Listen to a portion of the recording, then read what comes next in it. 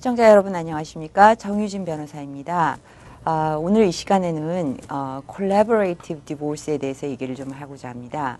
Collaborative Divorce는 한국 분들한테는 별로 이렇게 생소한 개념인데요. 또 사실 우리 한인들의 어떤 정서에 잘 안 맞는다 그러지만 사실 아주 심각하고 이렇게 익스트림한 케이스가 아니라면 반드시 한번 고려해 볼 사항이기도 합니다.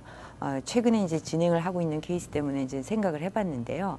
뭐 가정폭력이라든지 뭐 아이에 대한 어떤 어뷰즈라든지 뭐 이런 아주 익스트림한 케이스는 좀 이런 게 안 되겠지만 이혼을 할 때 이제 여러 가지 이슈들이 있는데 궁극적으로 법원을 가서 뭐 재판을 하겠다라고 하더라도 실제 그 재판으로 해서 종료가 되는 이혼의 그런 이혼 사건 케이스가 그다지 많은 거를 아닌 거를 생각하면 결국은 이게 긴 negotiation process입니다. 협상의 과정인데 조금 더 갖고 내가 원하는 것을 어치브하기 위해서 하는 거지만 일단 이혼 소장이 접수가 되게 되면 법원의 경우는 이제 워낙 케이스 로드가 많기 때문에 이제 빨리빨리 케이스를 진행을 하고 또 판결을 내려야 되는 어떤 판사들의 압박감 때문에 이제 그 타임라인이 플렉서블하지가 않습니다. 그래서 사실 뭐 이제 여러 가지 이슈가 있어서 이혼을 생각을 해보시겠지만 뭐 커스터디 이슈라든지 또 아니면은 파이낸셜 이슈, 재정적인 이슈들에 대해서 만약에 서로가 좀 더 이렇게 시빌하게 이렇게 배워가면서 또 대화를 할 수 있는 그런 분위기라면 이혼 소장을 접수하지 않고 전문가들의 도움을 받아서 어떤 그 협상을 통해서 원하는 것을 하고 그 다음에 이제 이혼 소장은 협의가 다 된 후에 접수해서 판결을 받는 이제 그런 절차를 콜라보레이티브 디보스라고 하는데요. 최근에 들어서는 참 미국 사람들 같은 경우는 이제 워낙 그 이혼 소송에 대해서 어떤 심리적이거나 아니면 경제적인 부담이 많다라는 거를 잘 인지하고 있는 덕이기 때문에 어느 정도 에듀케이션 레벨이 되시고 또 이런 것이 중요하다라고 느껴보신 분들은 콜라보레이티브 디보스를 선택하는 경우가 많이 있습니다. 그러나 이제 우리 한국 분들한테는 정서적으로 좀 안 맞는 것이 일단 뭐 헤어져야겠다고 결심을 할 때 이모셔널하게 이제 감정적인 게 아무래도 뭐 앞서게 되고요.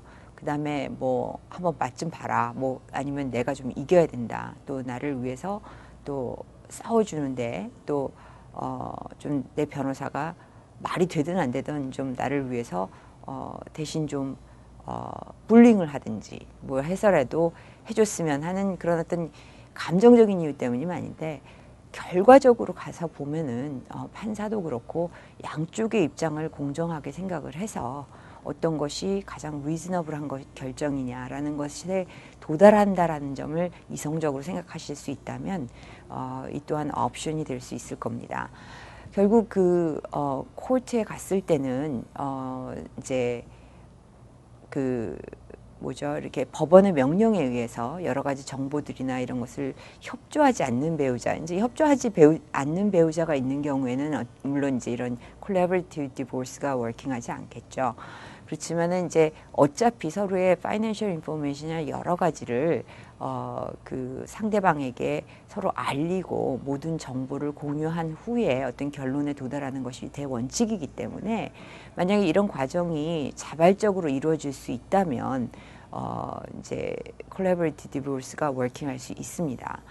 또 뭐 미디에이션이나 이제 아비트레이션 같은 그런 세팅이라고 생각하시면 되는데요. 뭐 중재라든지 뭐 이런 경우는 양쪽의 변호사 외에 또 미디에이터 중간에 내고를 하고 결정을 하거나 의견을 주는 아비트레이터나 이런 사람을 선택해서 하기 때문에 이제 비용이 더 많이 들지만 일단 얘기가 되는 상황이라면 양측의 변호사와 본인들과 또 이제 필요하다면 어떤 이슈마다 엑스퍼트를 하이어를 해서 진행을 할 수 있습니다. 이혼이라고 해서 반드시 싸워야만 되는 것도 아니고 반드시 무조건 포기를 해야 되는 것도 아닙니다.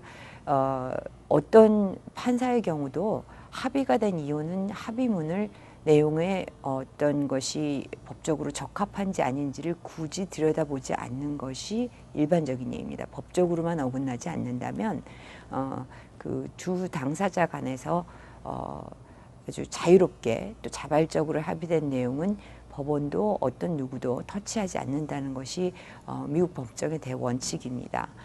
그러면 왜 콜라보레이티브 디보스를 해야 되냐? 이제 일반적으로 생각해 봤을 때는 서로가 이제 샐러리를 가지고 계시는 커플이라든지 뭐 파이낸스가 투명한 경우라면 훨씬 더 이지할 것 같은데요.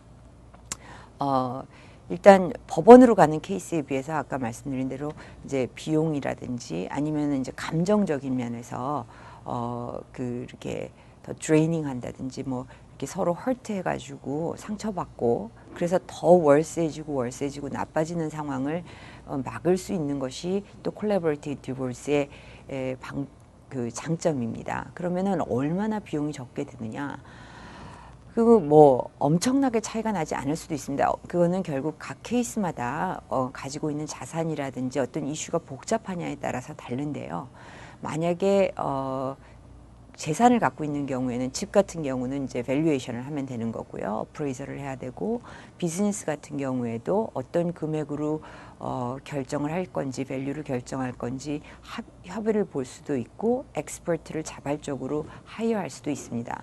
그러나 만약에 똑같은 비즈니스 밸류에이션도 법정에 가는 경우고 그 밸류에이션에 대해서 서로가 이렇게 이의가 있다면 그 엑스퍼트를 법정으로 불려들어서 또 테스티모니 증언을 들어야 한다든지 그런 경우 이제 그 엑스퍼트의 코스트가 점점 증가하고 또 이제 포멀한 리포트를 쓴다든지 그러니까 서로가 이제 한치 양보도 없는 경우에는 그런 면에서 이제 비용이 많이 들겠죠.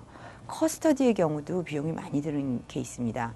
그러니까 아이를 위해서 어떤 것이 가장 나은 것인가를 두 부모가 이성적으로 생각하기보다는 어떤 감정적이거나 아니면 물질적인 그런 우위를 택하기 위해서 커스터디를 갖고 싸우는 경우라면 말로 해서 디스커션을 하고 또 배워가면서 어떤 것이 아이의 베스트 인트레스트인가를 생각하는 것보다는 엑스퍼트를 하이어하는 경우엔 뭐 그 정신 상담이라든지 아이, 부모 모든 사람들이 상담도 받아야 되고 역시 이분들의 포멀 리포트와 또 테스티모니까지 필요하게 되므로 비용은 점점 더 가중이 됩니다. 그러니까 이혼은 아까도 말씀드렸지만 그 negotiation process입니다. 99%의 케이스가 가끔 판사님들이 많이 얘기를 하시는데 거의 재판 또 아니면 재판 중이나 재판 바로 하루 전에도 이거는 뭐 일반적인 민사 케이스도 마찬가지고 이분 형사 케이스도 검사와 합의를 보기도 하지만 세틀이 됩니다. 그러면 끝까지 가서 판사의 판결로 나오는 대로 하겠다 해서 끝나는 케이스는 거의 1%에 불과합니다. 뉴저지 같은 경우에는 또 늘 말씀드렸지만은 mandatorily 코트에 가는 케이스들도 얼리 셀을 하라고 그 이제 어떤 패널리스트들을 통해서 이게 코트에 가서 재판을 갈 경우는 이렇게 될 것이다라는 것으로 조정을 해주려고 하는 노력을 합니다. 이런 점을 생각했을 때 그 이제 이런 콜라보레이티브 디보스가 훨씬 더 나은 건지 한번 생각해 보실 필요가 있고요. 또 이제 많이 문제가 되는 디보스 케이스들은 인컴을 리포트를 안 하는 케이스인 경우입니다. 주로 이제 캐시 비즈니스가 많고 비즈니스 밸류도 애매한 때인데 우리 한국 분들은 좀 쉽게 심플하게 생각하는 걸 좋아하시죠. 그러나 캐시 인컴 같은 경우는 그 인컴 캐시 비즈니스를 갖고 있는 어느 배우자만의 잘못이 아니라 또 그걸로 인해서 같이 생활을 하고 있는 또 배우자도 같은 베네핏을 받은 거기 때문에 공동의 책임이라고 봅니다.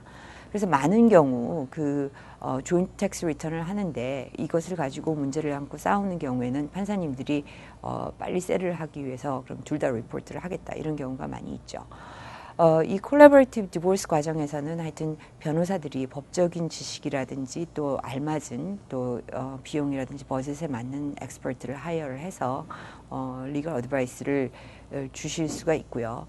그래서 해결이 되지 않으면 그때 가셔서 디보스로 컨테스트를 해도 되고 할 수 있습니다. 그러니까 한번 이렇게 시도를 해보시는 것도 많은 경우에는 도움이 되실 거라고 생각합니다. 지금까지 말씀 도움되시길 바라면서 다음 시간에 다시 뵙겠습니다.